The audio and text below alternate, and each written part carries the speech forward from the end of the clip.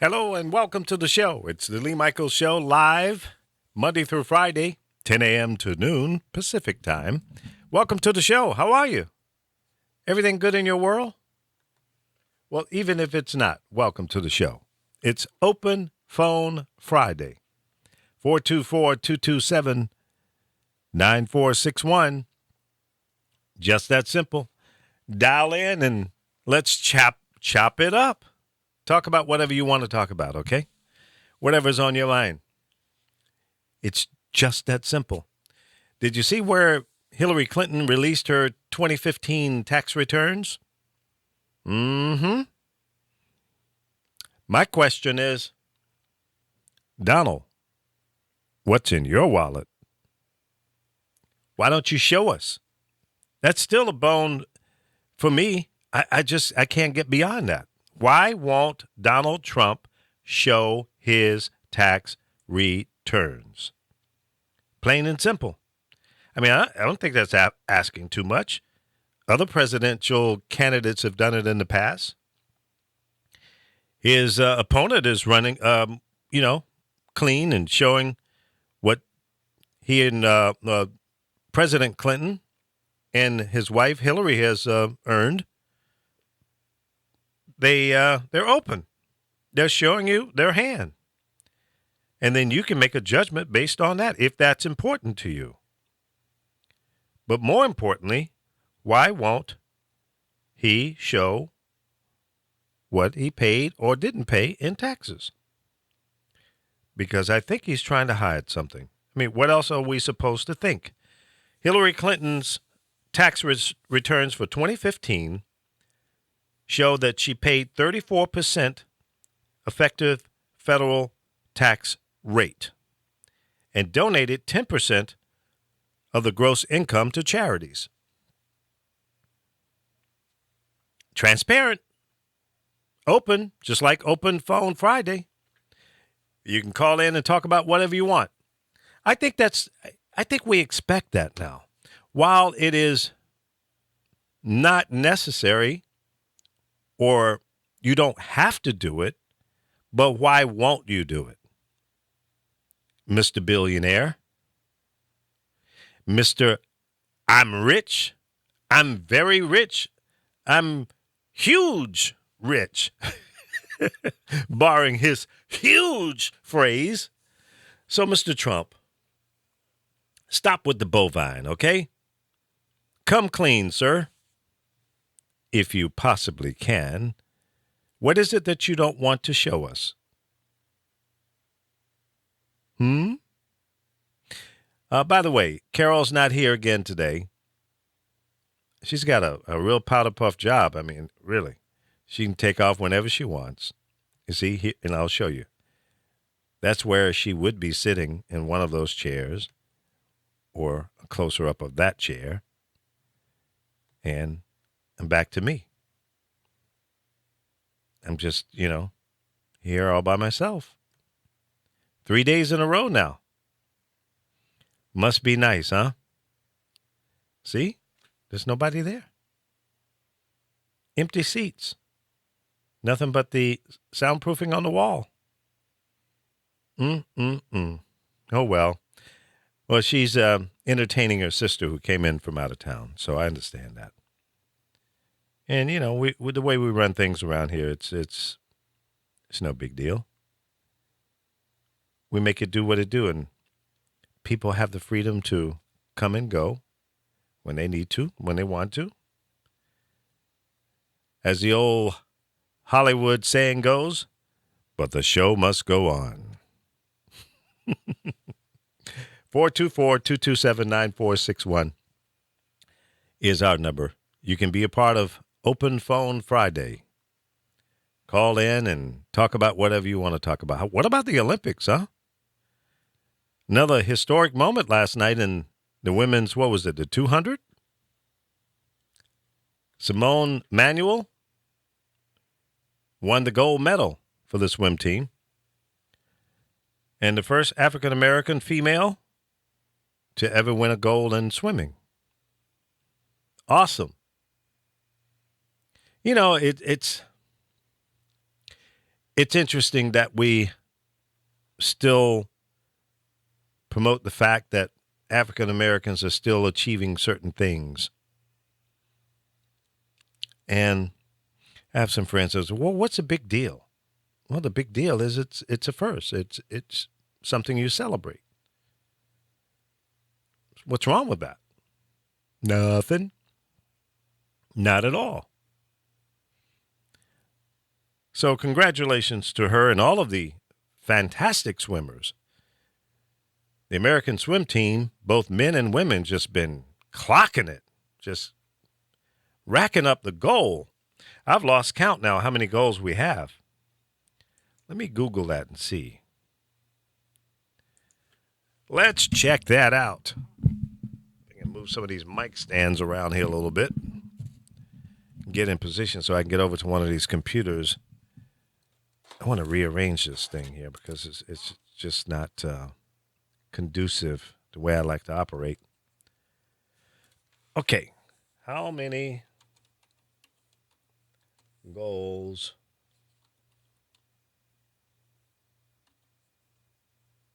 gold medals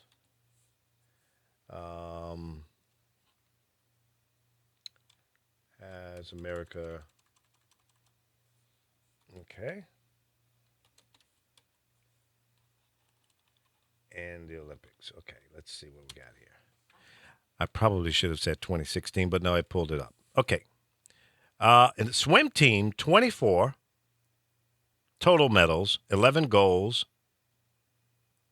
In gymnastics, 2 golds, 1 silver, a total of 3. And going back to swimming, 11 golds, 5 silver, and 8 bronze. So we're racking up the goal. Now, I saw a volleyball tournament a couple of nights ago, not last night, night before, and saw the female team playing, who was it, Switzerland, I believe, and they won. And I'm not sure if that was for the goal or was that let's see here. This thing goes on forever. What is it, like 14 days? 15, 16 days? Wow. And we're only in, day 4 or so? Interesting. See, day 2. I'm looking at the schedules here. You know, in the beginning, I wasn't very excited about the Olympics. And it was because, I just wasn't excited about Rio, not Reno, but Rio de Janeiro, because of this virus. The scare involved in that, my hope is they've gotten that mosquito under control down there. Let's hope so. Because there's supposed to be 500,000 people or more traveling to Rio to be a part or spectators in the 2016 Summer Olympics. So, the scare of that, the thought of a large number of people out of that 500,000 going back to where they came from, different parts of the world, could possibly spread this virus. We're already seeing it here in the U.S. There have been a couple of cases here in California. They didn't say how they became infected, but there are a couple of births, I think it was, that happened here in California. And the mosquito has been found in Florida. So it's here. And it's gotten into the political fight. President Obama has been asking for money to be approved by Congress to aid the various states to give them money to kill this bug, this mosquito. You need, stuff to spray to kill these mosquitoes. And also support the victims. See, people always bitching and belly aching about, oh, taxes too high. And, listen, I get it. I'm down with you. If we didn't have to pay taxes, that would be great. But what happens with our tax dollars?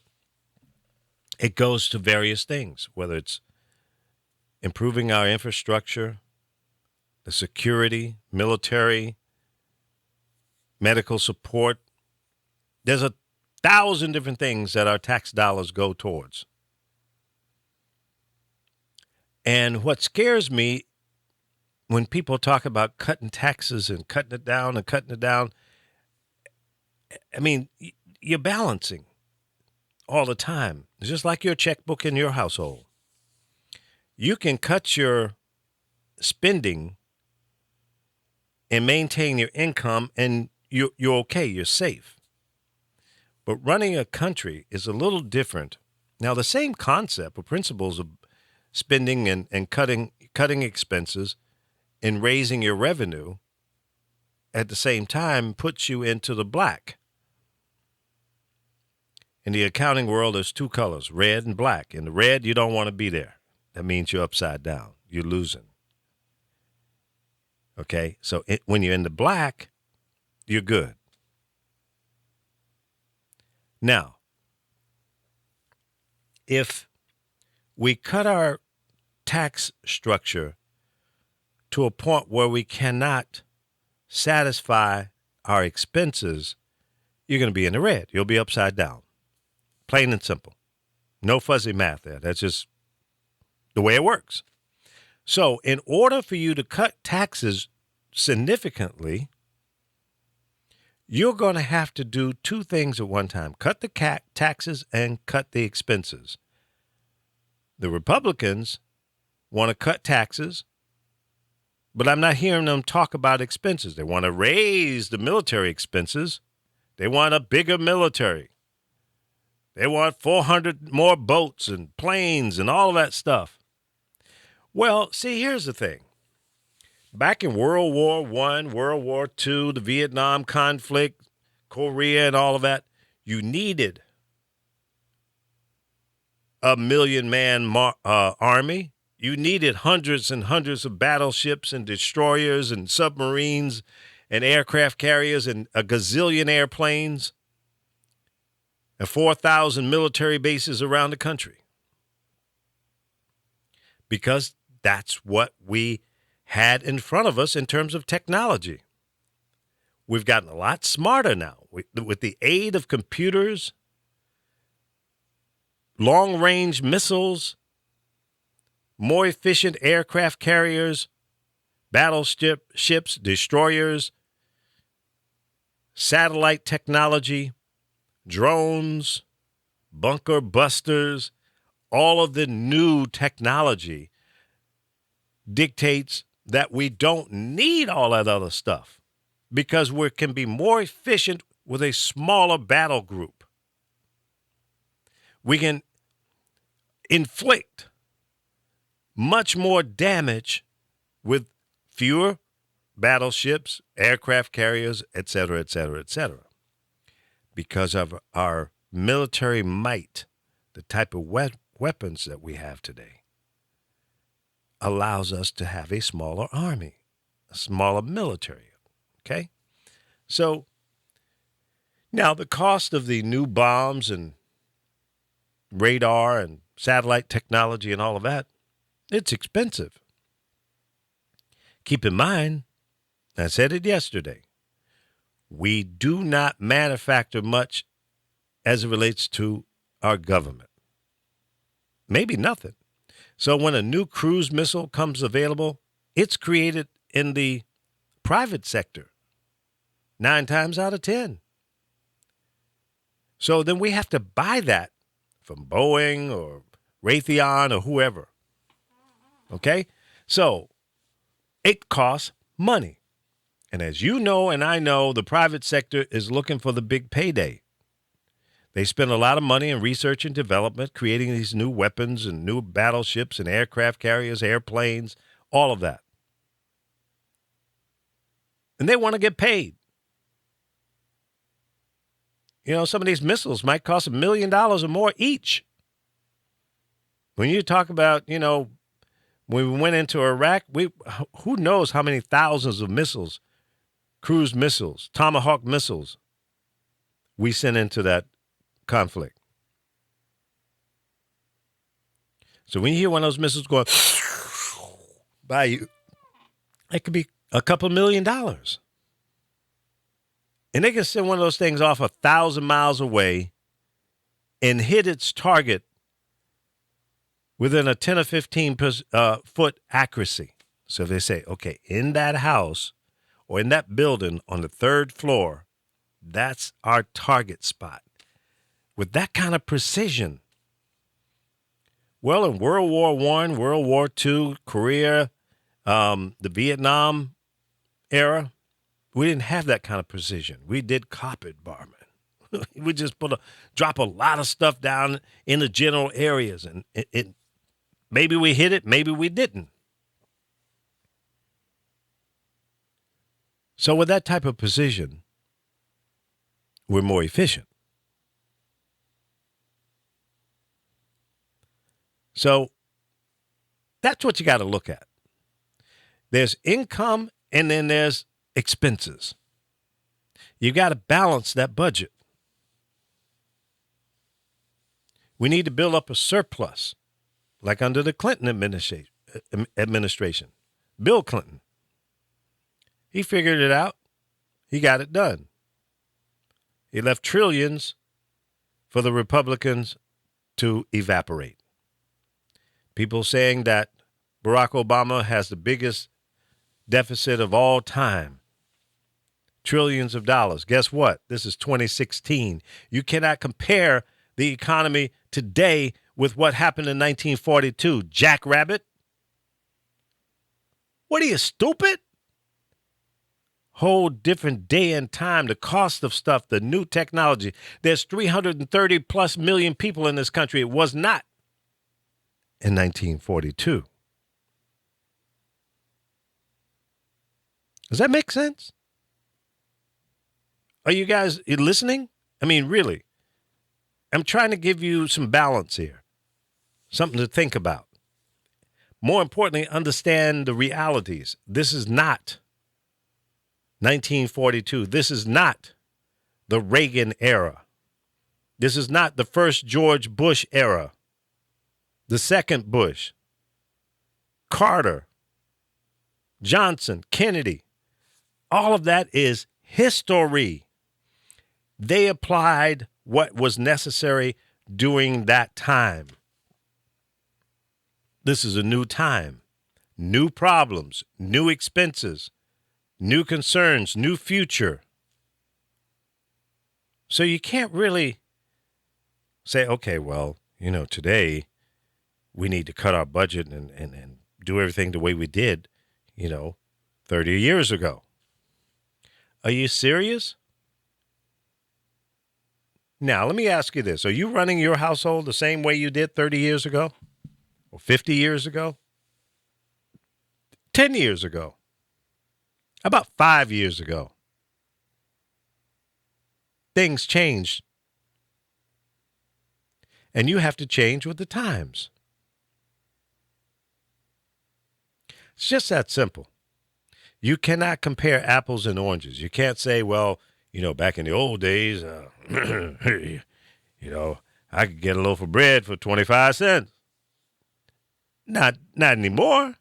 Not even if you made it. You can't make a loaf of bread in your house for 25 cents a loaf.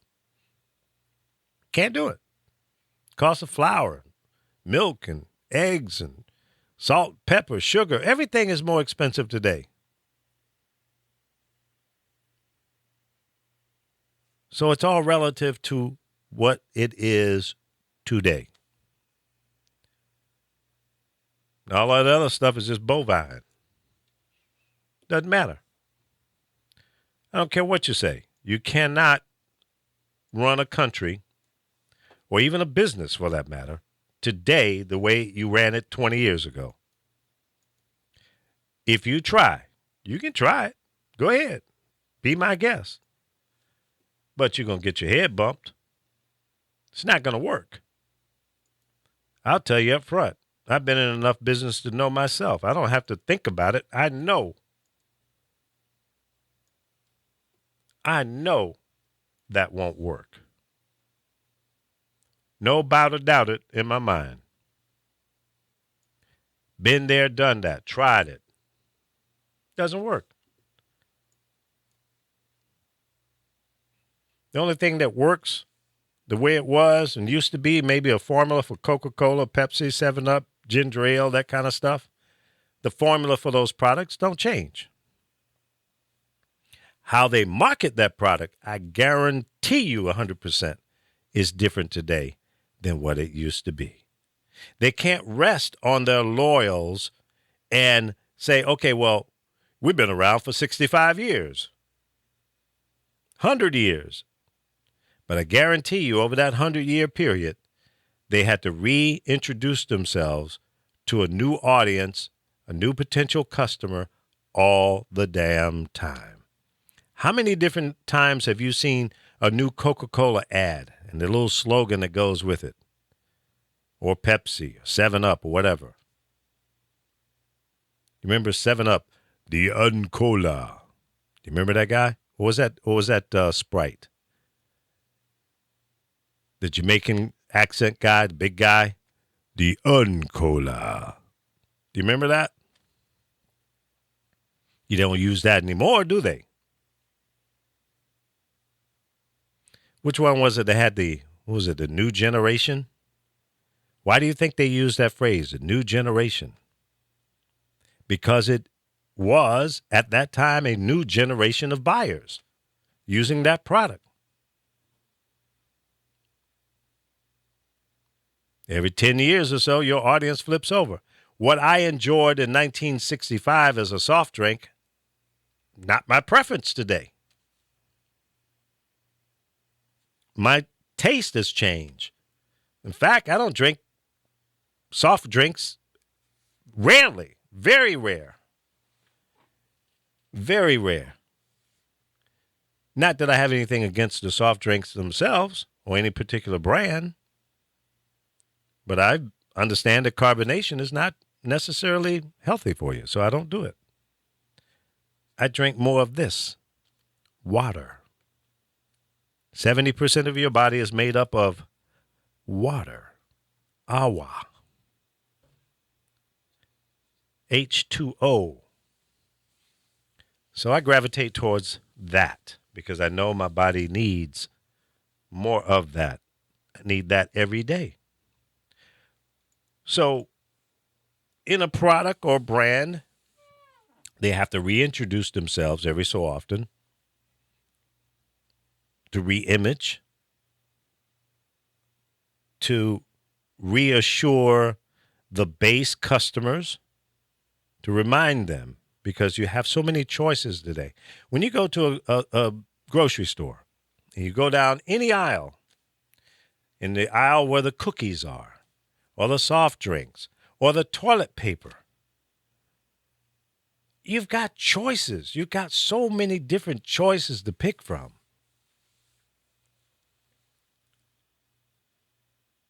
Cleaning supplies.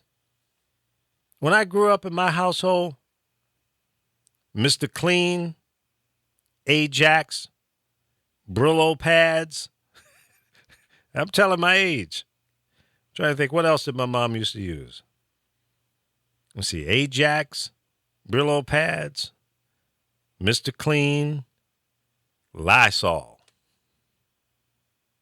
Those are the major cleaning products. And for washing the clothes, bleach was Clorox, still around, Tide or Fab. Now, those brands that I've just mentioned you have been around forever, all my life. That's all I remember. And there are people who still buy those brands. Now, over the last 65 years of my life, 66, damn, I just cheated myself. Over the last 66 years, there have been tons, thousands of new cleaning products introduced to the marketplace. Everybody's trying to get their little market share. Is it liquid? Tide and the liquid this and the fabric softeners, liquid and the little paper towel things you put in your dryer and flips around and all that. Hell, I don't think they had that when I was a kid. You used to hang your clothes out in the sunshine on a line. Remember that? Now that's old school. That is old school, my friend. When you see some clothes hanging out on the line nowadays, you go, damn, I haven't seen that in I don't know when. Because everybody's got a dryer now. Clothes come out smelling all, tropical, depending on the little softener and stuff you put in there. Very different, huh? I remember when my mom got her first washing machine. Big old white thing with the roller. You put the clothes through it and it pinches it, gets all the water out of it, most of it. And they throw that in the basket and take that basket outside and hang it up on the clothesline. You remember that? I know you do, because that's the way it was done. And if you just had a little small load to do, you had a shirt, pair of socks, or something like that you wanted to knock out real quick, you broke out the washboard.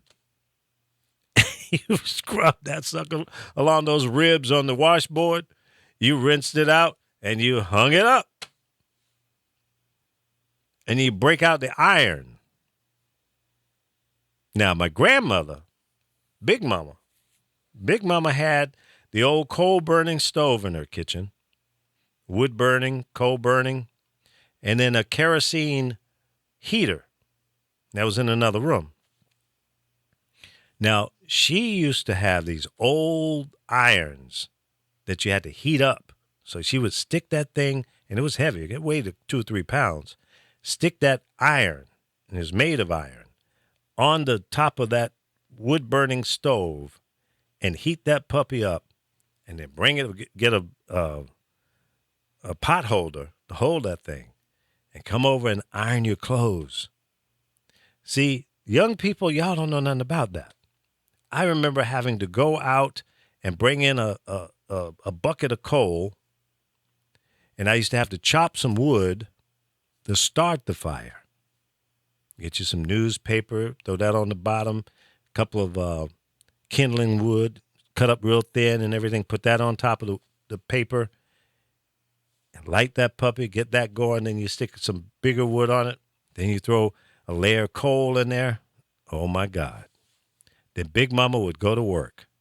She'd make some homemade bread in the oven part of that wood-burning stove.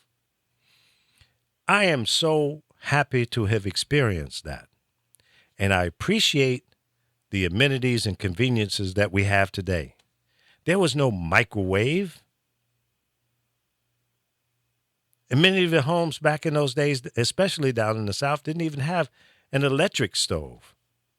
You had a wood-burning stove. And in some of the houses today, some people heat, especially up in the mountains and places like that where it's kind of hard to get fuel, liquid fuel or gas, or even electric. In log cabins, some of the people still use those methods of heating. It's okay. And it's kind of cool, too. I remember the fragrance that you would smell when you walk into a house that was burning some oak or some pine. Pine burned real fast because it had a lot of oil in it. It was a softwood.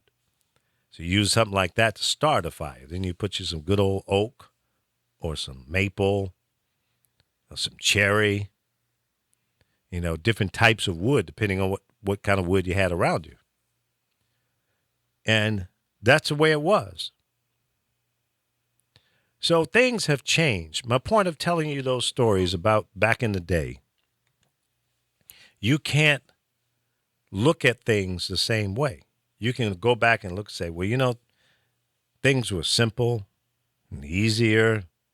Life was better. I didn't have all these bills and blah, blah, blah, blah, blah, blah, blah. Yeah, you're right. You're right. It was different. And that is entirely my point. You can't base things on what it used to be. You have to base it on what it is and what it's going to be. You got to have vision to see into the future as far as you possibly can. And I have been lucky enough to have that kind of vision to see into the future as to where we're going to go with new technology. And you got to figure it out. You got to think about it. You say, okay, how can I apply this? I'm using this technology right now, but how can I apply that to blah, blah, blah, blah, blah, blah, blah? Well, you got to have some imagination. You got to use some creativity. And you got to understand what the needs are. What your needs are right now and what they're going to be in the near future and the far future. Down the road a bit. You got to anticipate so you can be prepared, like being a Boy Scout. Be prepared for what might happen. Don't sit around and say, oh, no, I'm not going to get a snake bite. And then you get a snake bite and you don't have a snake bite kit. That's your AZZ. Okay? If that's a poisonous snake, you in trouble, especially out in the woods with limited transportation to a nearby hospital. You might not make it. You just might not. So you have to be prepared. So being the president of the United States and your supporters, your cabinet, the people that you bring in that are experts in different areas, whether it's in, foreign policy, whether it's in agriculture, safety, whatever. You have to have all these experts around you, and you have to listen to their opinion, and they have to be armed with credible information. So when you go into the Oval Office and you have these sit-down meetings and talk about what the country needs and all of that, it's got to be factual. It's got to be on point. It's got to satisfy right now and tomorrow. So it's got to be at least 2 steps in that. And, you've probably heard this problem coming up every so often, getting the national budget approved. Then they give an extension. They don't sit down and knock it all out at one time. They get an extension for this part and this part so we can pay these kind of bills. Come on, man. That's playing games. And that's telling me that you didn't plan well enough in the future. You were not prepared. You saw this problem coming up. You saw this need. You know that you have a budget hearing coming up at X date. Why weren't you prepared? Because you're sitting on your fat ass playing games, sitting there in Washington, D.C., being lobbied by the lobbyists, not serving the United States of America's needs. That's what you're doing. Your priorities are wrong. You're so filled with hate. You're hating against the Republicans hating against the Democrats. Guess what? You're both Americans. When are you going to think about me? When are you going to think about the people that voted for you? When are you going to represent us fully? Yeah, I get upset when I start talking about this. You know why? Because I'm tired of it. I'm tired of the nickel and dime bitching and belly aching and doing nothing. And I know you are too. We need to send a message and let these politicians know your job is on the line. Look at their voting record. I told you about an app for your phone the other day, and I'll remind you of it. Pull it up here right now. It's called Vote Something. And I looked at it late last night. Where is it? Or did I put it on my iPad? I may have. I'll tell you what, when I go to a break, I'll look it up and give you that information because I think it's important for you to know what your senator and congressional members are doing, what they're voting on. It tells you the bill and everything and how they actually voted on that particular bill. And then you can vote on whether or not you agreed with them, and that message is sent to their office. So if your congressional member, both on the state and federal level, voted on something that you disagree with, you can let them know. That's like grading, giving them a report card.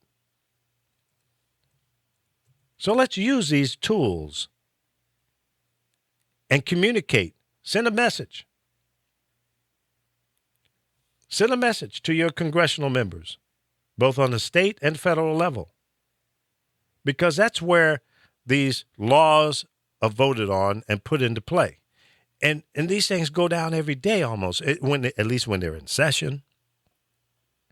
And if you're not the type of person that follows these things on a regular basis every day, then you wake up one day and you got some new laws that you have to adhere to, and you didn't even know it was up for a vote. You didn't know it changed. Something new. So here's a way that you can find out what's going on. So it's important, folks, to be informed. Don't sit around and be dumb. Don't be ignorant. Don't go for the okie doke. Be an informed citizen. Do your due diligence on your congressional members. Okay? That's your obligation. If you don't, then you got to say, oh, well, it went down and I didn't know about it. Now I got to pay more, or I'm going to get less. So you have to take some responsibility about what's going down.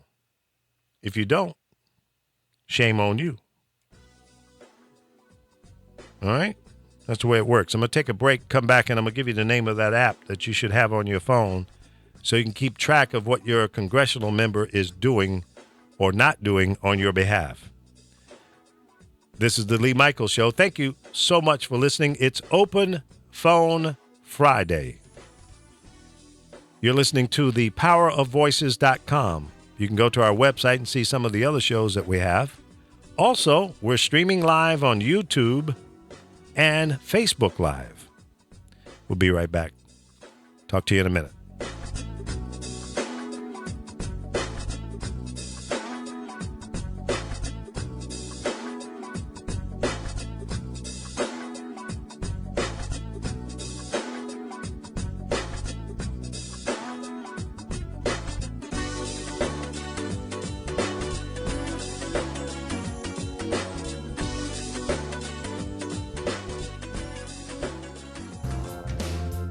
There is power in voice. Have some fun with us at thepowerofvoices.com. Hey, this is Greg Bell from the Rams Sports and Life on thepowerofvoices.com. Join me every Tuesday, Thursday, Saturday, and Sunday as I'll be talking Rams, sports, and life. And you never know who's going to join me on the show. So make sure you check out Rams, Sports, and Life on thepowerofvoices.com. Attention Las Vegas residents. Olympic Cleaning Services is the company for all your green cleaning needs. Call us now, 866-984-7444. Olympic Cleaning Services specializes in residential, commercial, construction, move-in, move-out, carpet cleaning, auto detailing, and we also provide emergency services when you need it. Call us now, 866-984-7444. For all first-time customers, you'll receive 15% off. Call us now, 866-984-7444, or go to OlympicCleaningservices.com. Go green today. It only takes a minute to find out if you may have prediabetes, and you can do it at doihaveprediabetes.org. But you're probably not going to, are you? Kids, work, listening to the radio. You're busy, which is great because busy people can't get prediabetes. Oh my, I read that wrong. They can. Should have worn my glasses. So visit doihaveprediabetes.org and take a short test, because prediabetes can be reversed. Brought to you by the Ad Council and its pre-diabetes awareness partners. It's not your grandmother's talk radio, but she is welcome to listen. Thepowerofvoices.com. It's Open Mic Friday, 424-227-9461, which means you can call us and talk about whatever you want to talk about. Open phone, open mic Friday. Lee Michaels Show on thepowerofvoices.com. Welcome to the show, and don't forget to share it. Share it on your Facebook, Twitter, Instagram, whatever social media platform you use. Let me say good morning to Dr. Shanika Williams, who is a doctor friend that I met when I was working at another media outlet in Chicago. And she posted on her Facebook page that she is now licensed to see patients in California. California, Tennessee, North Carolina, South Carolina, West Virginia, Ohio, Indiana, Florida, Illinois, Georgia. Wow. Dr. Shanika, you rocking, jocking, and finger popping. Congratulations. She's a very nice person and a good doctor. So check her out. Shanika Williams, Dr. Shanika Williams. Let me send her a congratulations. Congratulations, doctor. I like good people. I like kind people that will spend time with you and talk and have a good, open conversation, and she's that type of person. You know, I occasionally talk about doctors because I think it's important for us to talk about certain professionals, the way they conduct themselves ethically, and have your best interests at heart, especially doctors. Lawyers, too. Lawyers can be real jackrabbits, if you know what I mean. Okay, so I was going to tell you about this app. Let's see if I can find it here real quick. Vote Spotter. VOTESPOTTER. Download that app either on Android or your iPhone or iPad, and you put in your zip code, and I think it also asks for an email, maybe a name, and what it will do is tell you who your representatives are if you don't know. It's another great factor. A lot of people, I guarantee you, probably 7 out of 10 people that you ask and say, who is your state representative or senator? Who's your federal congressional member? Most people don't know. The only time you are confronted with that is when you walk into that voting booth and you see there, okay, well, yeah. Maxine Waters. Yeah, I've heard her name before. So you vote for them. But you should know what their voting record is because they represent you in the area that you live in. And this is a great way to check their voting record. And then you can vote on what they voted on. It's like a report card. And that information goes back to your congressional members. So that app for your phone is Vote Spotter. I probably on my Android phone here, I think I've got 90-some apps. I'm an app junkie. I don't have that many on the iPad here. I really am not a big fan of the products, the Apple products. I'm a Droid. A Windows and Droid kind of guy. That's just who I am. You can't change it. It's in my DNA. But I got this damn Apple thing here because I got suckered into buying it when I renewed my phone because I had what was that thing? An S4, Samsung S4, for about 3 years. And I said, okay, Lee, stop being a cheapskate. It's time to upgrade. So Christmas Eve, I treated myself to a new phone. I got the Note 5, Samsung Note 5, and I love it. It's a great camera in it, 16 megapixels, blows that Apple phone away. Makes it look like mud. And, you know, the only thing I don't like about this model is you can't upgrade your memory and you can't change the battery. So when your battery goes kaput, it doesn't hold a good charge. I think you can take it in and they can put a new battery in at the factory level or the repair station level. But it's not like you can pop the cover off and put another battery in it like the phone I had before. Same thing with the iPhone products. So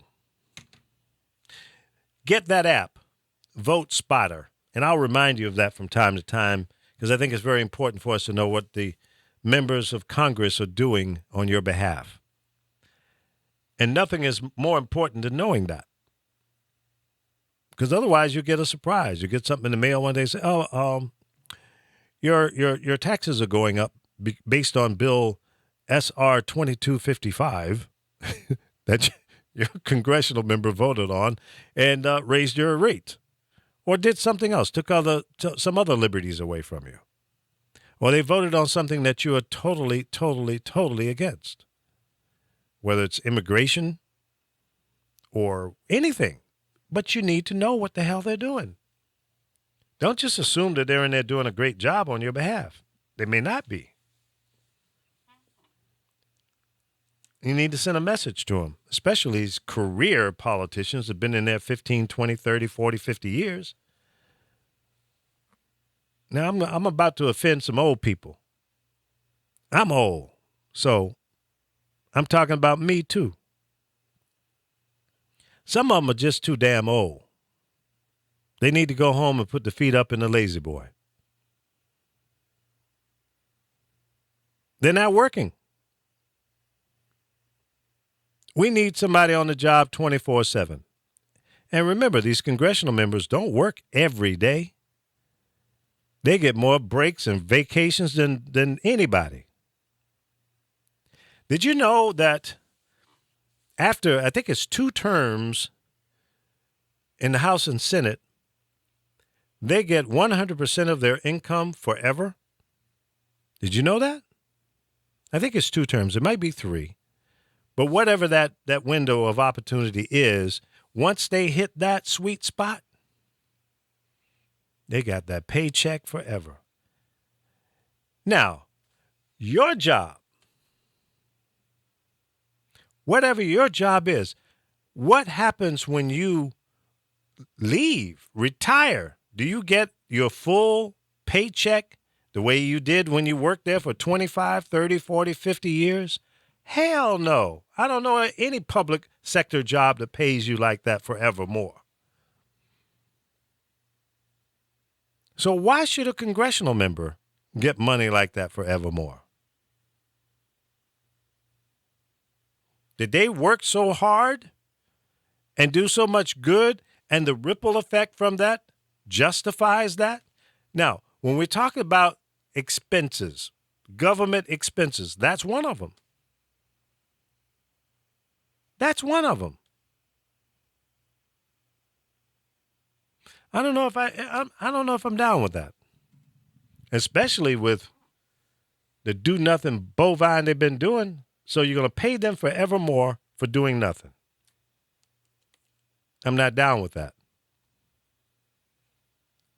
And some people might say, well, Lee, you sounding kind of Republican right now. No, I'm not sounding Republican, Democrat. I'm sounding American. I'm talking from how I personally see how things should or should not be. If we have 5,000 congressional members that we're paying full salary to forevermore because they served X number of terms while they were in Congress, whether they're in the Senate or the House, they meet that window of opportunity. Why should they continue to get paid forever at the same level? Okay, maybe a little 401k or something, you get something. But for 4, 8, or 6 or 12 years, you get paid forever? Damn, I want one of those jobs. Don't you? I've been in the radio business for over 50 years, and I don't have any benefits like that for all the good that I've done in the radio business. All the successful radio stations that I've programmed and managed.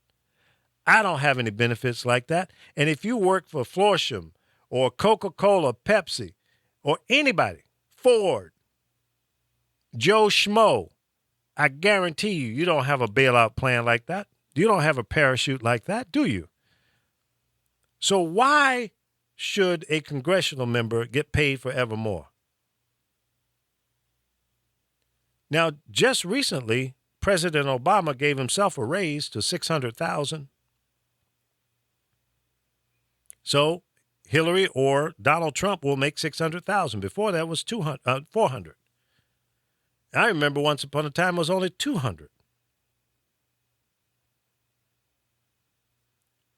So now, to me, $600,000 a year to the president of the United States ain't bad when you've got corporate bosses that are making $5, $6, $7, $8, $10, $20, $30, $40, $50, $60 million a year for being a CEO or a chairman. Then they cut back and get rid of 1,200 people here, 500 there, and give themselves a raise. They get a bonus for firing people.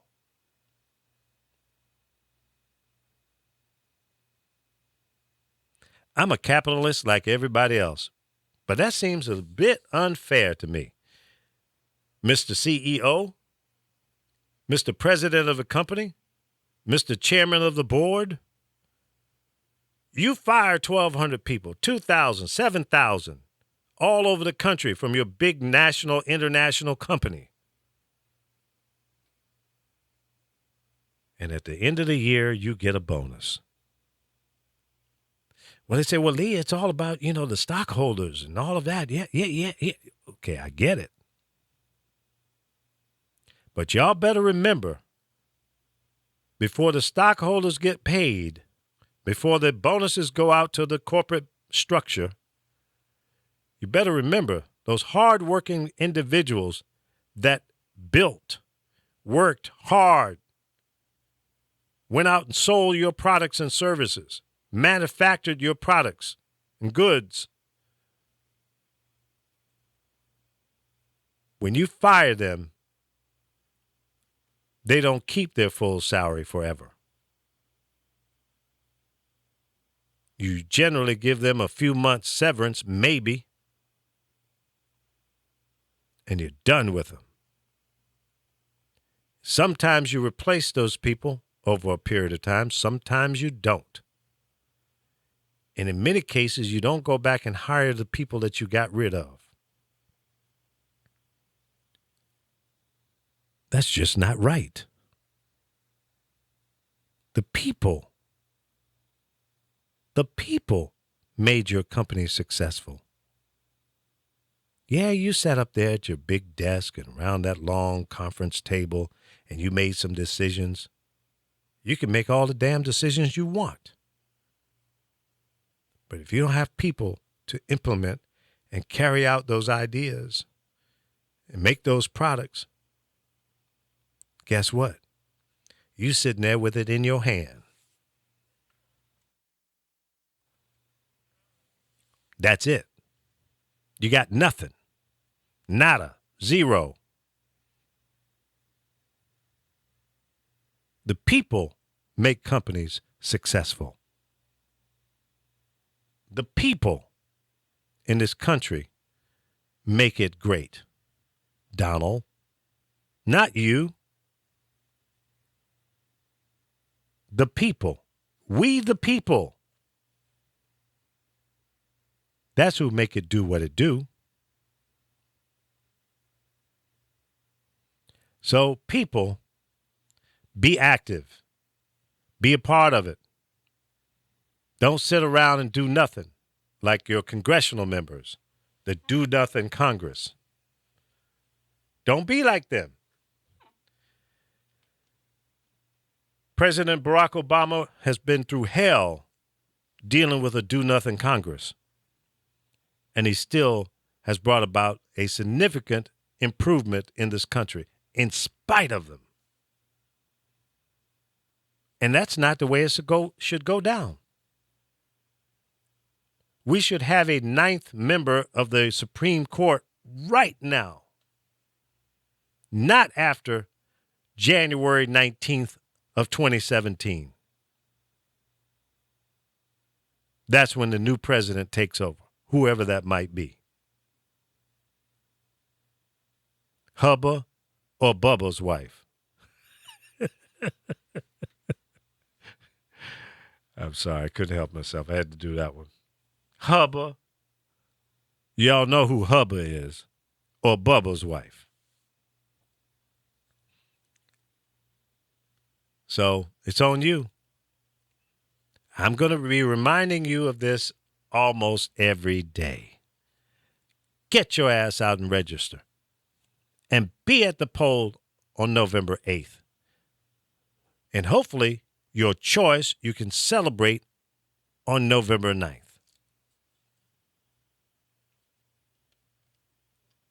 That's the way it goes. 424-227-9461. This is the Lee Michaels Show. I am Lee Michaels. Carol is off again today. I called her because she didn't call me for a couple of days. And I said, well, wait a minute. Maybe she's sick. So I said, Carol. And I got a voicemail this morning around 8 o'clock. And then she called me back. She said, I'm fine. I went to a concert last night. That's my girl. Carol is Live. She's a mess. But anyway, she'll probably be back on Monday. Her sister's in town, so they're out there kicking it up. You know, a couple of old school ladies, you know, having fun. I can dig it. But she's a character, man. She makes me laugh all the time. It make me go, what did she say? She'll probably call me and cuss me out later tonight after she listened to the show. Oh, Lord. Anyway, it's open phone, open mic Friday, 424-227-9461. What do y'all don't want to talk about anything? No, okay, fine. I'll sit here and talk till noon. That's 58 more minutes of me. I want you in here. Come on in. Don't be scared. I know y'all listening because I can see the number of people listening. I should pull up my other analytics and read off some of the places where people are listening from right now. So don't be scared. Y'all know me. I'm not going to bite your head off. I'll sit here and talk with you and have a civil conversation. Even if I disagree with your point of view, it's okay. Because I don't roll like that. This is not the Rush Limbaugh show. It's not the Sean Hannity show. It's not that jackass Schmidt and Levine and all those guys. I don't roll like that. Even if you're a Republican or Democrat or independent, libertarian, Green Party, Boy Scouts of America, I don't care. Whatever you are, whatever you want to be, we can chop it up. We can talk. Have a conversation. You can ask me questions. I can ask you questions. And, you know, it's all good. Not a problem. Just checking some of the headlines here on the iPad. All right. Do you guys, I don't know. One of the reasons I don't like the iPad is that when you open up an email, and I've got an email open right now, and it's just in the native position. Maybe it's just that I'm getting old. See how tiny that text is? I can't really see it over there, but. And then when you make it a little bigger, it's not what is called in the web business responsive. It's just the text gets bigger, but it runs off the scale. It should get bigger and then, you know, go more vertical. It's called being responsive. So, Mr. Applehead, y'all need to fix that. That's some bovine. Even when you turn it sideways, it goes into another view, which I don't particularly care for, because it brings in the side panel of the Google Mail that I don't want to see. I don't want to see that. I want that to go away. All I want to see is the email that I have open. That's it.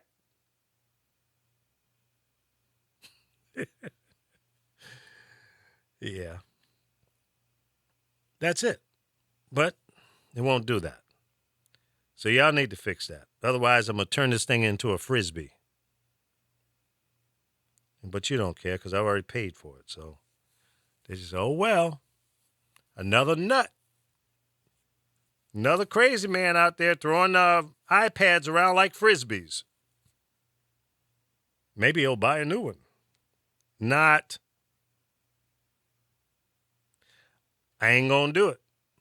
All right, let me close that email. I want to go back over to, I want to look at Facebook, see what you guys are saying. What's going on Facebook? Hey, did you hear about the latest upgrade with Instagram? It now kind of emulates Snapchat. Okay. So you can do these little silly videos and post it up there, and you can draw on it and all that kind of stuff, and it stays up for 24 hours. And after that, it disappears. I don't particularly care for that. Because if I go through the pain and agony of creating something, I want it to stay up there. So if I'm doing something kind of cool and then you don't check your Instagram in the next 24 hours, you're going to miss this great production that I put on. I don't like that. Let my creativity stay. Because everybody doesn't use these different apps and websites and what have you the way you think. So you might miss that. And it might have been something that you really needed to see. You may have, been very entertaining or informative.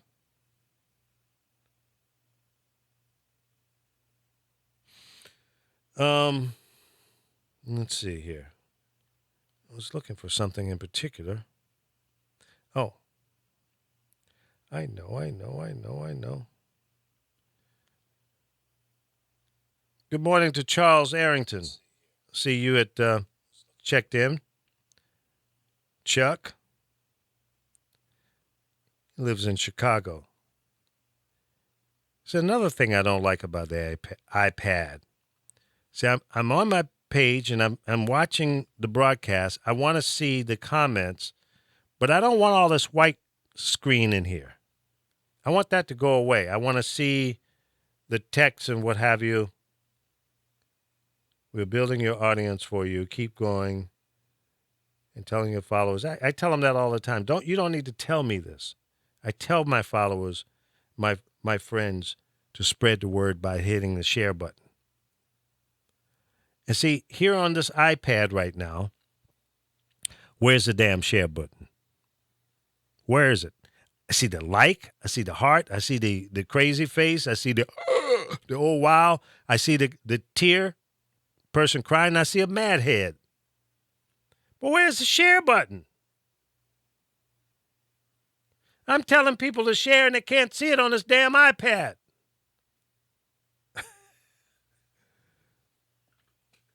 See? Y'all better call me. See, I'll debug and tell you where you're doing it wrong. I'm done with that. Pull up my trusty phone here, and let's see if it looks different on the Android. Okay, go to my page. Boom, boom, ba-dum, boom, boom. Let me ring up the same thing and see what the difference is. Aha! Let's see if I can get that focused in there. See, right below my video picture there, you see the like button, you see comments, and you see the share button. And why is it that on this expensive iPad, you don't have those options?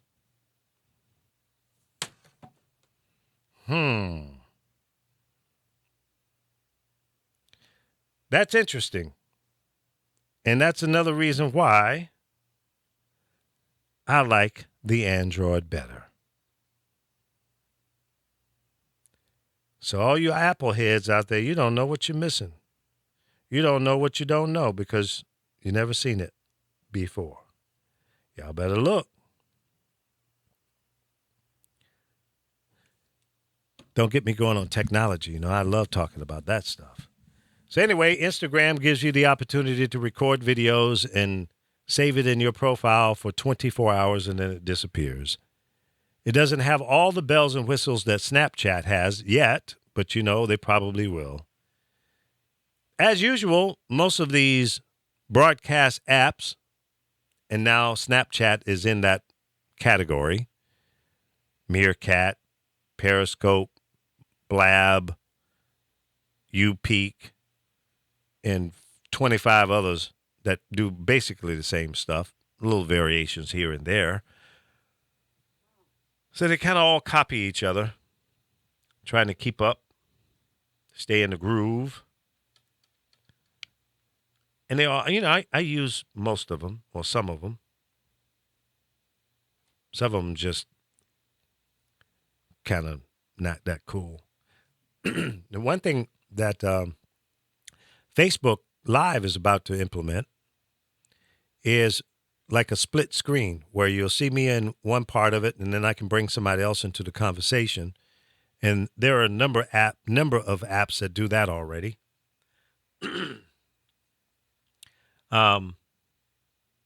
So you can look for that in the near future. So instead of me sitting here talking to myself, I will be able to bring you into the conversation in a video mode. Now we can do that now using Skype. And I could open up my Skype app and invite you in, and I could bring you into the conversation that way. As our afternoon guy, the 5 o'clock show, the wild and crazy Jesse T in the house, in the place to be, always on point, as he claims. Sometimes when he's not here in the studio, we bring him in through Skype and then rebroadcast it out through various social media outlets like Facebook Live and YouTube, UPeak, Stream Up, and a few others. The great thing about technology, and it goes right back and ties into what I started in the first hour, you can't live on yesterday. You got to live on today and tomorrow.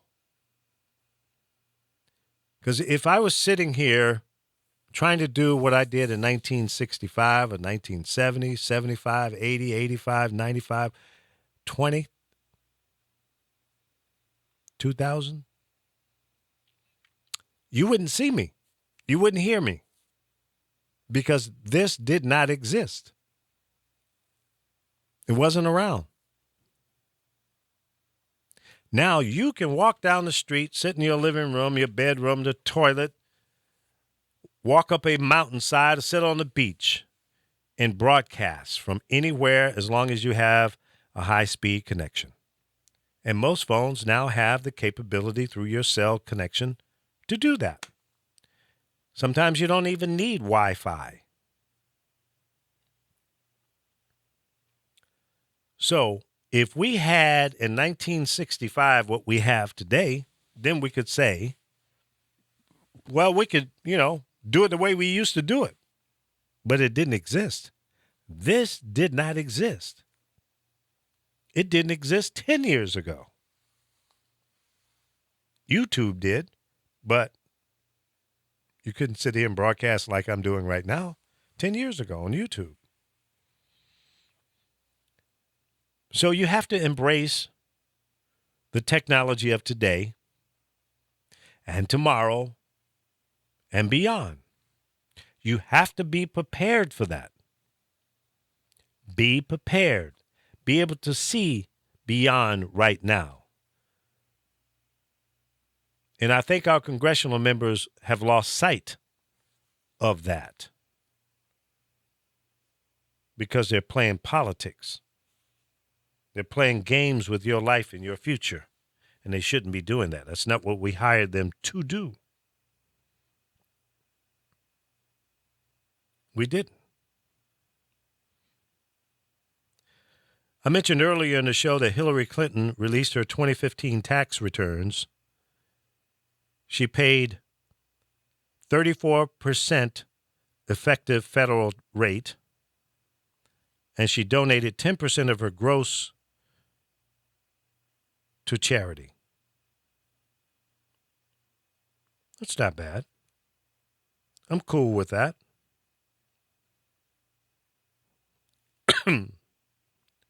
Excuse me.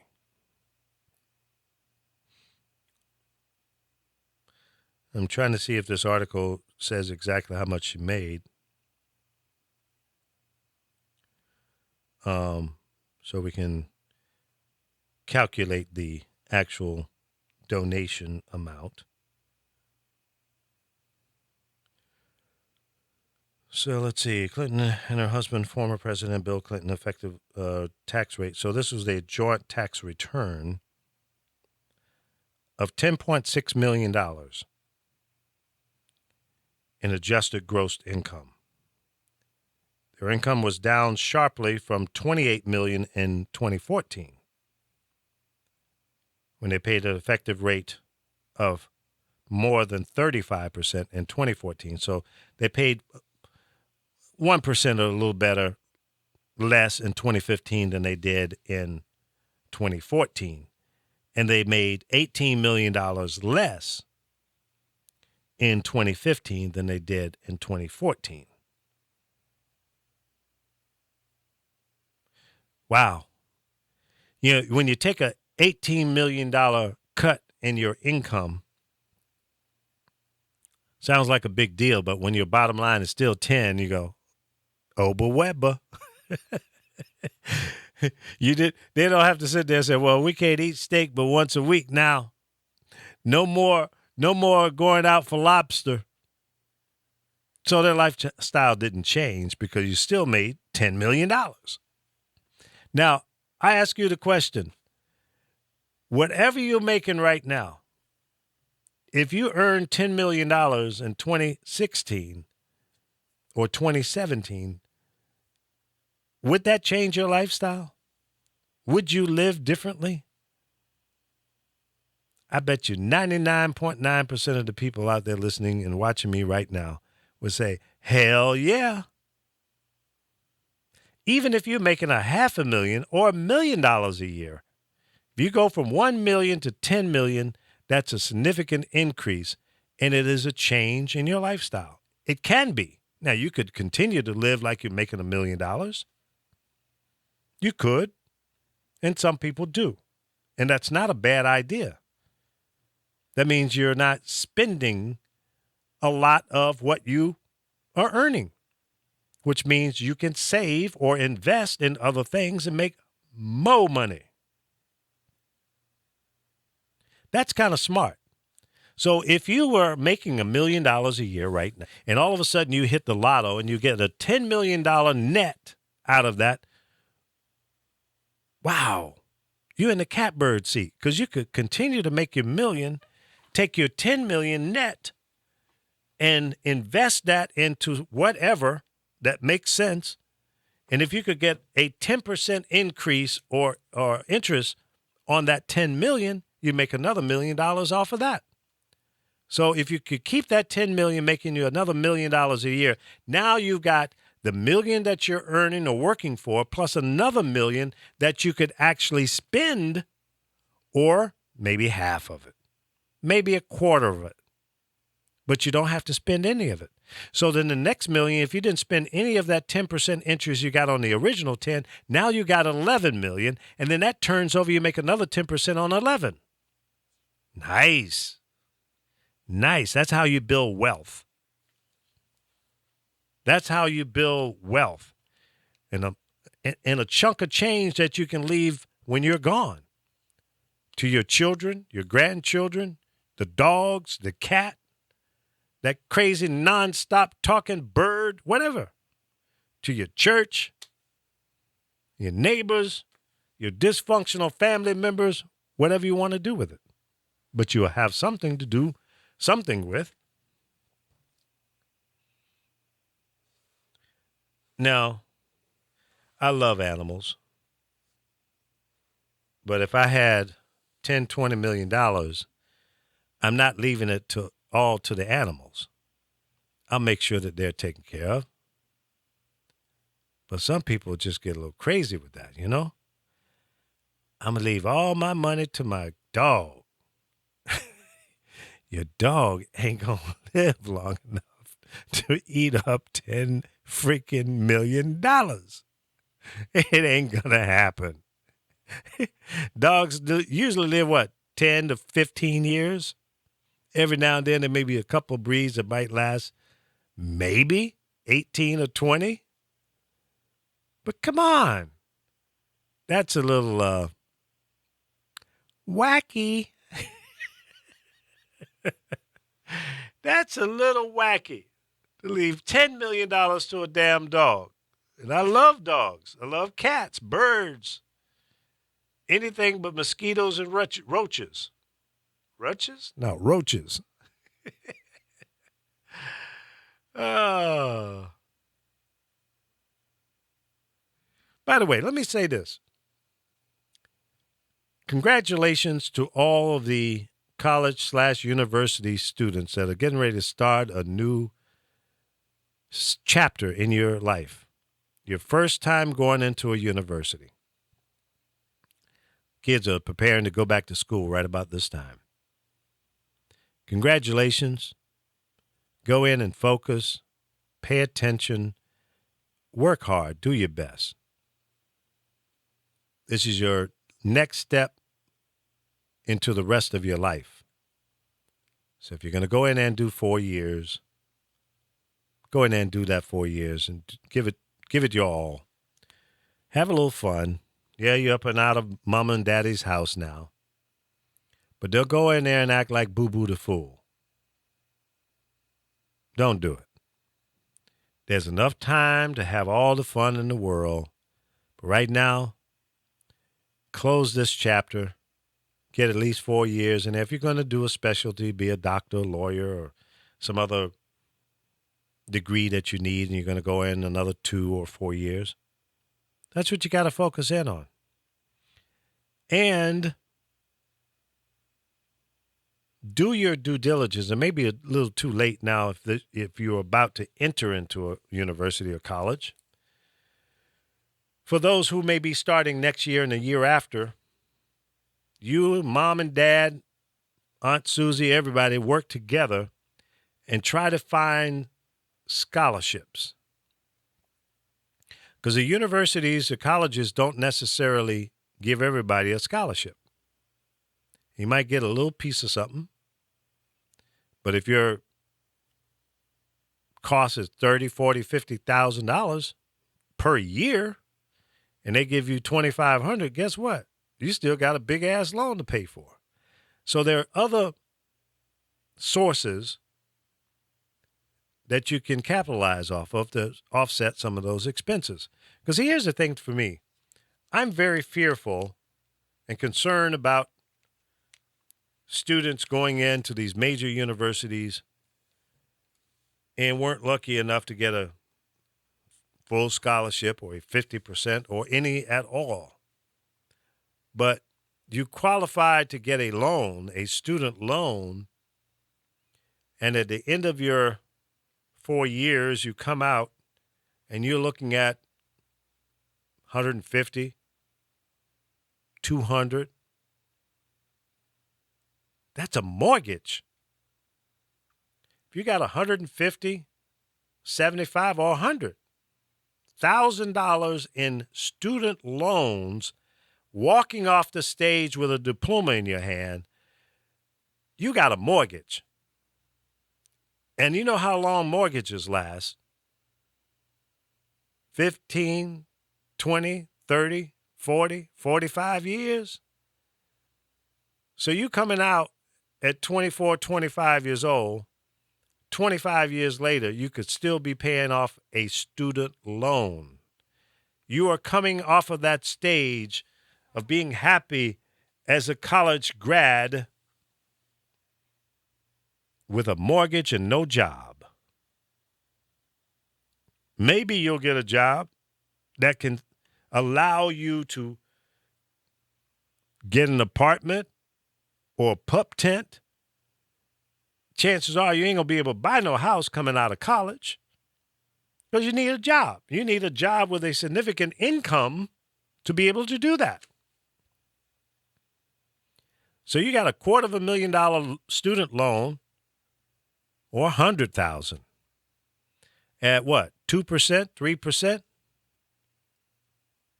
Whatever the percentage the interest rate on that, they got some real low ones out there, maybe even 1%. But the fact of the matter is still a big chunk, even at $100,000. How much can you afford in a monthly payment to pay that student loan and then still survive? To be able to go out and buy a car, a decent apartment. A decent apartment in Los Angeles is going to cost you $2,000, $2,500 for one bedroom. A little fix-me-up house in a decent neighborhood in this town, you can't hardly find for under $600,000. A 2-bedroom, 2-bath. Maybe you got a detached 2-car garage. May have been upgraded in the last 10 years, maybe. $1.2 million to buy it. How do you make these numbers work? You said, well, I can't live in L.A. I got to go somewhere else. Where are you going to go? See, because if you downsize in the marketplace, market size, you go to even Atlanta. Yeah, you can buy a house, the same house for a lot less, but you're also going to make less because the local area doesn't pay the kind of at the same rate that maybe New York or L.A. or Chicago pays. So it's all relative. So that's what's scary to me. That's my concern. So when Bernie Sanders was out there campaigning, it was very, very interesting to me because he was talking about more affordable or free college.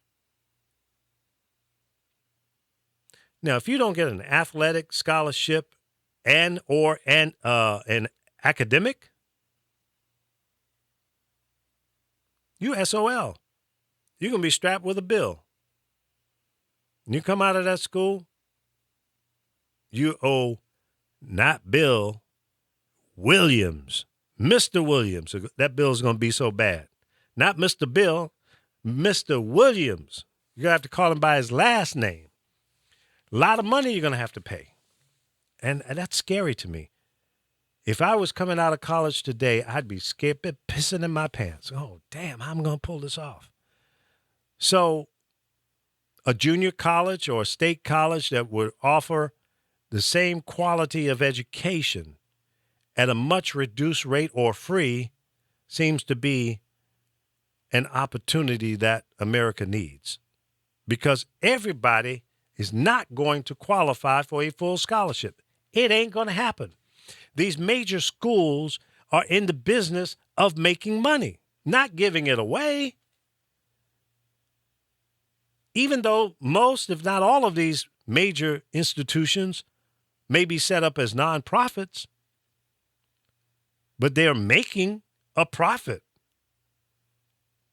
And that's okay. It's not illegal to do that as a 501c3 or whatever category they may be, because there's a number of different nonprofit corporations that you can set up, and each have their own little differences. Most popular one is probably the 501c3 that you hear about more often. But at the same time, when these major institutions might be paying the top dog that's running the school millions of dollars, the football athletic program generates millions of dollars, like a professional football team, basketball team, baseball, wrestling, swimming. They all make money.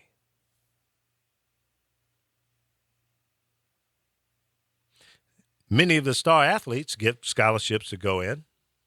That's only fair, because they're going to pimp your ability out and generate money for the school. So now, in my mind, not only should they give you a full scholarship for your athletic ability and academic ability, any damn thing else you need. Anything else you need. You shouldn't have to call mama and dad and say, hey, can you deposit a few dollars in my account because I've run short. I need to get some food.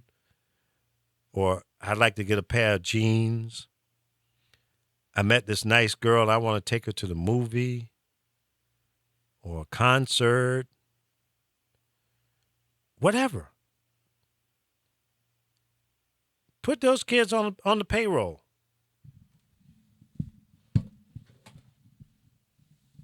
You're making money off of them. The alumni organizations, they're bringing in cash. They're benefiting from it. So why shouldn't we compensate these athletes that are helping generate tens of millions of dollars a year?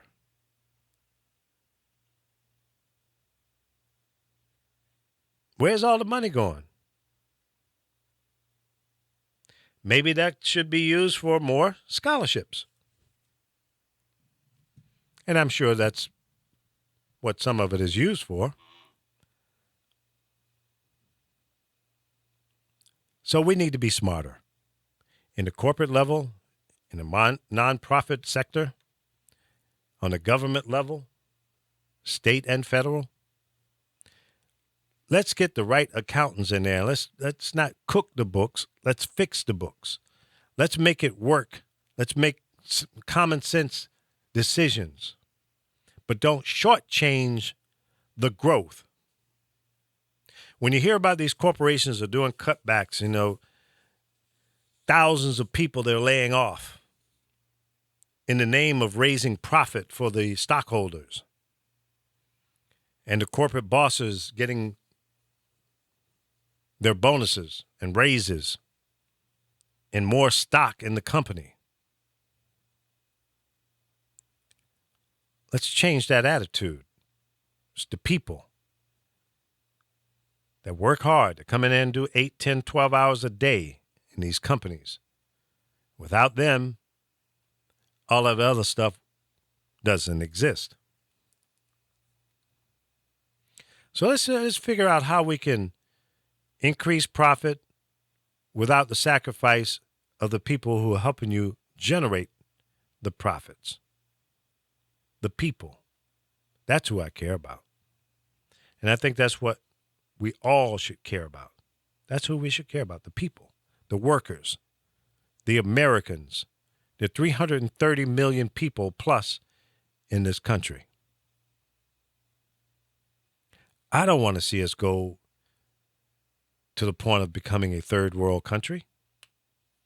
But if we don't start taking care of our people, guess what? You're going to have more homeless, more dysfunction, more crime, because the human will do what he or she needs to do to survive.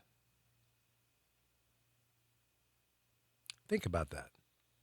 You say, why is so much crime going on? Why are these dysfunctional people? A lot of it is out of survival. It's no different than a lion in the forest or in the safari. It's no different than a bear up in the mountain or the coyotes that run through Hollywood. Yeah, there are coyotes running throughout L.A. You can hear them at night.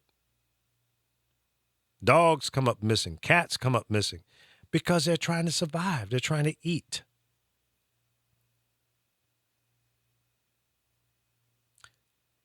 That's what humans do when they get desperate.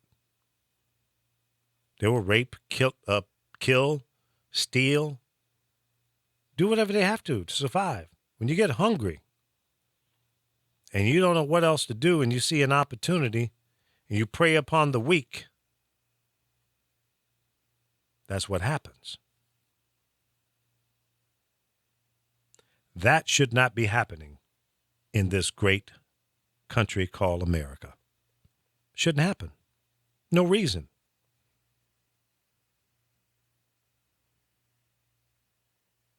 We're smarter than that.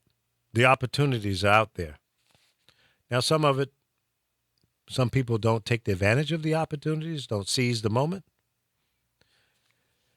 And when that happens, generally speaking, it is because they don't know the opportunities exist. So it's called being ignorant to the facts. And that points back to poor education. If you are uninformed, you've not been educated to the possibilities, the opportunities, situations, people. Was it yesterday or day before I talked about relationships? You have to build relationships and create opportunities through those relationships. You may have a friend in position, some company, some organization, or they may know somebody that has an opportunity available that you could pass on to someone else. That's through a relationship. I know somebody that knows somebody that has an opportunity that could be presented to your friend. See what I'm saying? So that's how that goes. I'm going to try to bring up a video here. Let's see what this Carnival Barker is doing now. Donald Trump is speaking at a campaign rally in Erie, Pennsylvania. I got an Erie, Pennsylvania story. I was up there to do a concert in the wintertime, had a sold-out concert, and lost money because it snowed for 9 freaking days. Had to refund the money. But you can't get all your money back on stuff like the venue is not going to give you the money back. Your advertising, you can't get that money back. So you end up losing. But the artists want to get paid because the date was booked. So most artists will say, you're going to pay me all my money, rain or shine. Yeah, I had that happen to me down in the Bahamas. I'm not going to call her out, but not only did I get stiff, she didn't show up and had an arrogant-ass manager. And I said, boy, you need to pay me my money back right now. I gave a $25,000 deposit on a recording artist that didn't show up for a concert that I was putting on in the Bahamas. I'm still pissed about that. And that was 25 years ago. It's not right. See, that's some Donald Trump bovine. You're going to stiff somebody. And what really made me mad is here I am, a successful broadcaster, doing this burnout artist a favor by hiring her. And she's going to call me at the last minute, not she, her manager, and tell me we ain't coming. And we're not going to send you the $25,000 back. Really? You really want to do that? No, this is a joke, right? April Fool in July. Oh, man, I couldn't get on the phone fast enough to call all my friends in the radio business and tell them, don't play this record. I did it. You damn right. You going to hurt me? You need to feel the pain, too. That's the way it works, huh? I don't know what this Donald Trump video is not working. It's not coming up. All right, well, c'est la vie. Guess we're not missing anything. The same old, same old. See, I was trying to be fair. I was going to give the boy some play, but it wouldn't play. I'm going to try it on another computer. Maybe that computer was just bogged down with a lot of other stuff here. I'll give him a second shot. I'm that kind of guy. I'll give you a second shot. Sometimes. Okay, let's try it one more time. See if we can give Donald Trump some airplay. He's live in Erie, Pennsylvania, according to this link here. Let's see if we can't get it to work over here.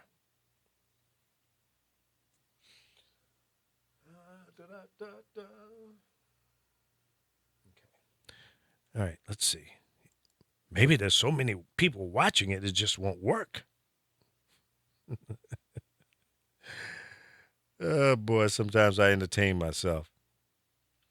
424-227-9461. It's Open Phone, Open Mic Friday, which means you can call in and talk about anything that you want to talk about, and we'll put you on the air. It's not a problem. Yeah, this link is not working, people. I apologize. I really wanted to bring Donald in and let's hear what he was saying, but for some reason it's not coming up. Well, no, what network is this on here? That's on NBC. So let me go over to NBC News, go directly to them. Clinton running the table and okay. Where's the video? Maybe it's over and it's just not coming up anymore. But I still haven't gotten over this thing where he made the comment about Hillary the other day, where he said, she could end up being the president and she could pick the next Supreme Court justice and there's nothing you can do about it. And he said, well, maybe the Second Amendment people could do something about it. See, he's been doing this for the last 14 months. On a number of occasions that he's been at a rally, he's made statements like, back in the old days, we'd be taking him out on a stretcher when somebody was disrupting his meeting. Or go ahead and knock him out, and I'll cover your legal expenses. Stuff like that.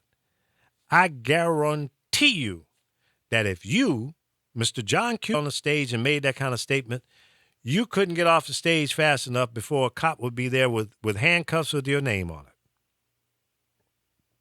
That's exciting a problem, a riot even. How is it that he gets a pass? Because he's running for the presidency? No, he shouldn't get a pass. He should be treated just like you and I. He's not special. He's not. And if Hillary Clinton said that, I would say the same damn thing.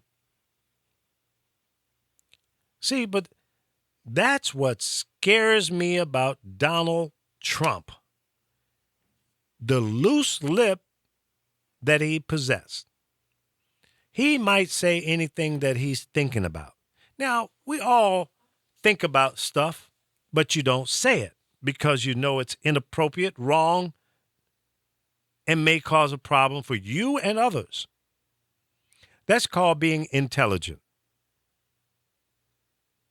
And he shows his underbelly of not being very smart. But he's allowed to get away with it. That's why he keeps on doing it. And it's not right. It's not right. A person like that should not be in the White House. And then all these crazy ideas, including the wall.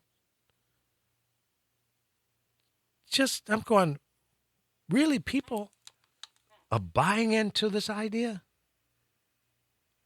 Are people that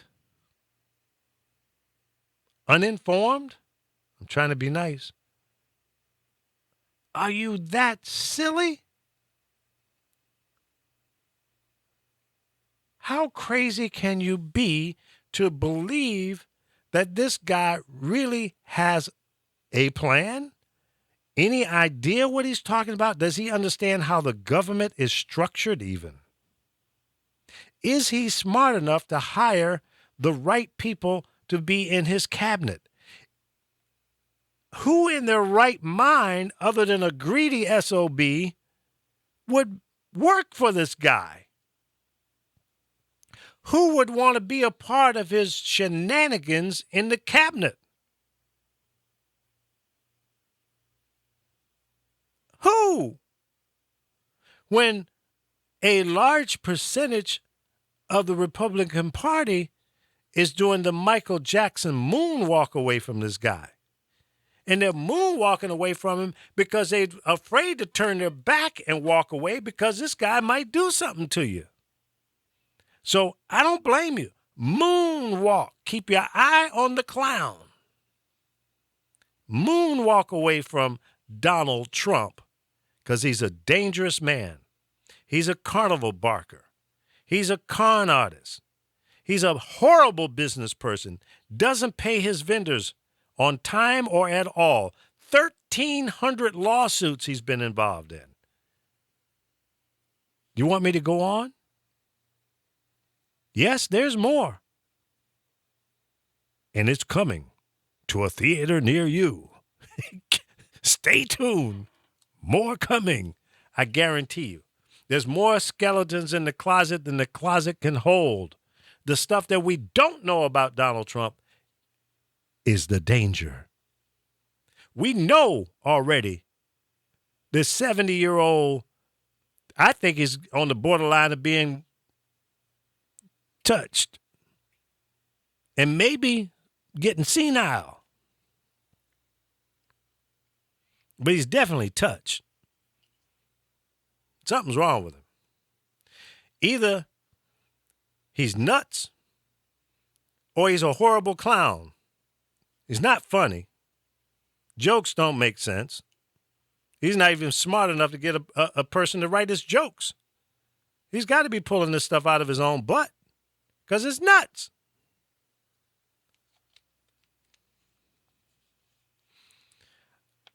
I said I wasn't going to talk about Donald Trump today.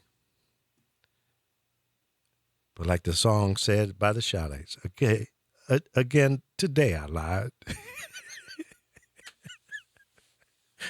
So all the Shotlight fans out there, y'all know the song I'm talking about. And I'm not going to mention it because I know you know. And again, today I got I can't help it. But see, that's the only thing he's good at is getting people to continue to talk about him. But I got nothing good to say about you. I have nothing good to say about Donald Trump. I even looked at some of his condos down in South Florida when I was interested in buying something. I wasn't impressed. He had a Trump 1, 2, and 3 buildings. Were they in Sunnyvale or Miami? We're right in that area. And they were right there on the ocean, Atlantic Ocean side. And I wasn't impressed. The buildings next to it, down the street, they were much nicer. They were kind of cheesy, you know? They're trying to sell these places for $1.6, $2 million, $3 million. I'm going, no. I'll pass. Not interested. Plus, a lot of foreigners are moving into those places. People from Russia. They're kind of nasty, too. Mean-spirited. Arrogant. They better realize you in the United States of America, not Russia. And that little crazy, nasty, mean-spirited attitude that you might had over there, we're not going to have it.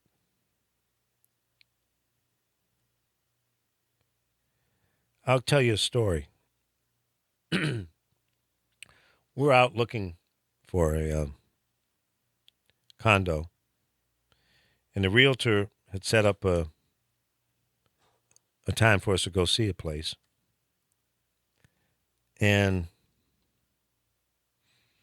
we got there to the place and, talked to the people at the front desk, the concierge, and to notify the owners that we were there to see it. Had an appointment. Well, apparently, they had a camera system so the people that live there can see down to the front desk and see who's there. So I'm standing there with my wife and my son might have been with us. I'm not sure. No, I think it was just the two of us and the realtor. And they saw me, black man. My wife is white. And all of a sudden, it's a Jewish holiday. I'm going, what? Oh, yeah, well, we can't show the house. It's a Jewish holiday. Now, this is a lady from Russia, so she must have been a Russian Jew. And that's fine. But my realtor got real upset. She said, and she happened to have been white, she said to the concierge to tell the lady on the phone that, well, if it's a Jewish holiday that you're trying to observe, why in the hell didn't you tell us that before we made the appointment 2 days ago? Why all of a sudden don't you want to show your condo?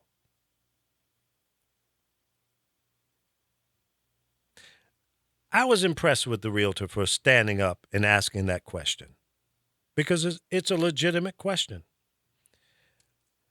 So the lady says, well, I can't do it. And she hung up the phone. So the realtor looked at the concierge, and the concierge said, you know why. And I said, hey, that's too bad. You know what? She ain't going to sell her place. That's a shame. And this was 2013. That's heartbreaking that people still have a prejudice to a person's skin color. My money spends everywhere. You don't have to take my money. I'm cool with that. And I certainly don't want to spend my money with someone with such a twisted point of view. That is prejudice. Because my money is green just like anybody else's. And I will spend it with those who will do business the right way. Take a quick break here. I'm going to take a break, come back on the other side, and we'll finish up the show. It's Friday, open mic, open phone. You can call in and talk about anything you want to talk about. Or you can sit here and listen to me. I've got more stories for you.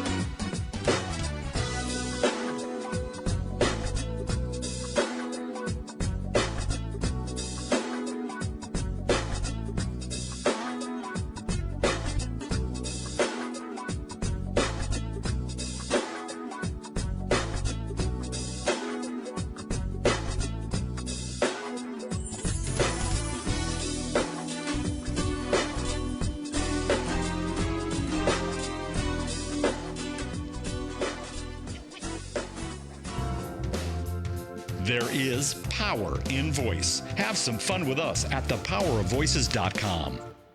Hey, this is Greg Bell from the Rams Sports and Life on thepowerofvoices.com. Join me every Tuesday, Thursday, Saturday, and Sunday as I'll be talking Rams, sports, and life. And you never know who's going to join me on the show. So make sure you check out Rams, Sports, and Life on thepowerofvoices.com.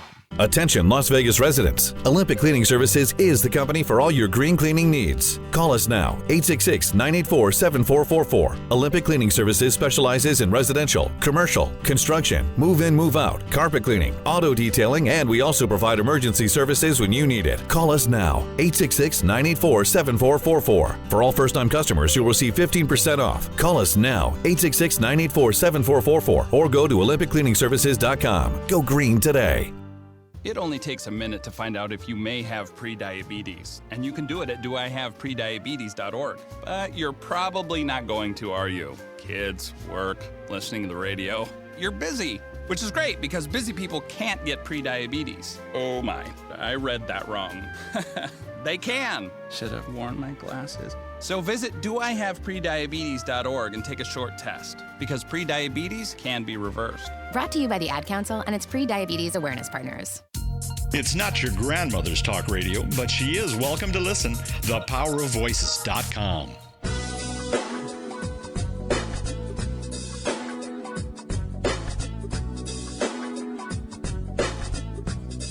Welcome back to the Lee Michaels Show on thepowerofvoices.com.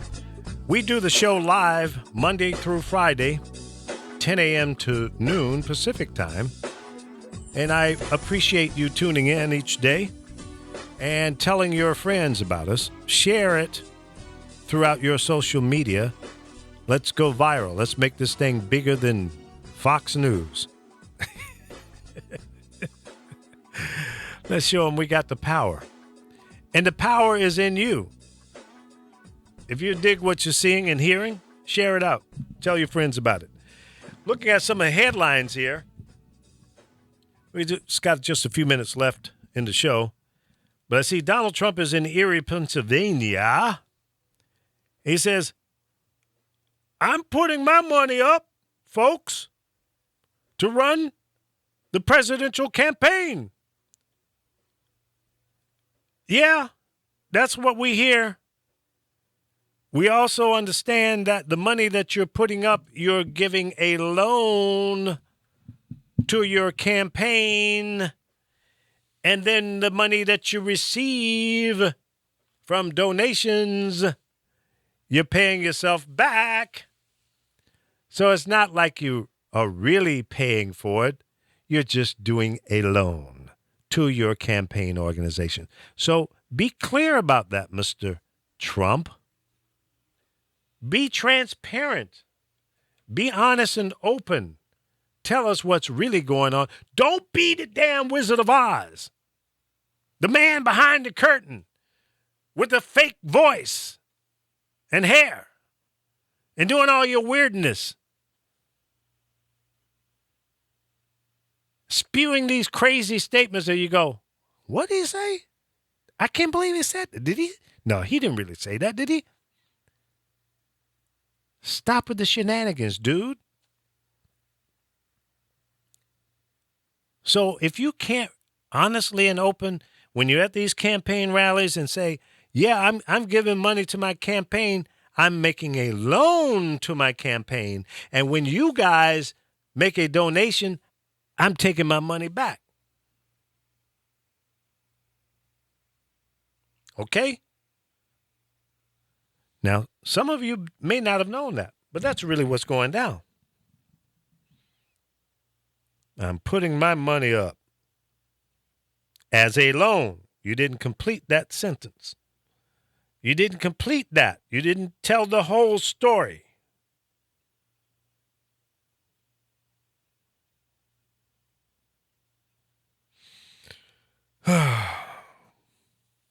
We got to hold these people accountable. Because otherwise they'll run off and use the bait and switch, the hocus pocus, pull the wool over your eyes, lead you to believe one thing, and it's totally something different. It's like the magic man. He says, okay, watch my hand. Keep your eye on my hand. And the other hand is doing the trickery. Why do you think they tell you, keep your eye on my hand? Watch me now. And then they go down like this and go, and the bird comes out because the bird was in the other damn hand. Come on, folks. Don't let him pull a trick on you like that. Y'all better wake up. Because the carnival barker could be the president of the United States of America. Holy bejeebies. I don't think you want that.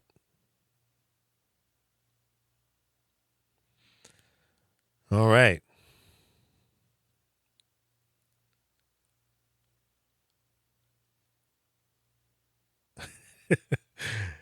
Oh, boy. Some people send the craziest texts. And I just got a text from my son who's in Chicago. He lives in Vegas, but he's in Chicago seeing some specialists because he had surgery on his neck a few weeks ago. And I'll call it a side effect or as a result of having the disc fused in his neck, C6, C7, he's lost his ability to feel the sensation of hunger or whether he's full. And I think he might have said that his taste. So there's apparently some nerve problems, and he just texted me and said that he's having an MRI on his brain on Monday. I'm praying for you, Corey. I hope everything is okay and they'll figure this out. It's my youngest boy. He's 27. And, you know, when your kids are going through stuff like this, especially when there's these unknowns and things like that, it kind of bothers you, you know? Not kind of, it bothers you. Because you want to, you know, as a father, you want to make sure your kids are cool, that they're being taken care of. So that's why he's in Chicago, because I wasn't feeling good about the doctors there in Vegas.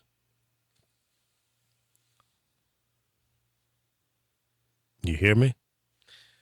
All right. Okay, so we're out. Show is over. See you Monday. And listen to the Power of Voices 24/7. We've got some great shows here. Don't miss any of them. Up next is Laura Rice and the Full Body Frequency. Have a great and safe weekend. I love you all. Thank you for sharing the show. I'll see you Monday morning at 10 a.m. right here on thepowerofvoices.com. Have a great one.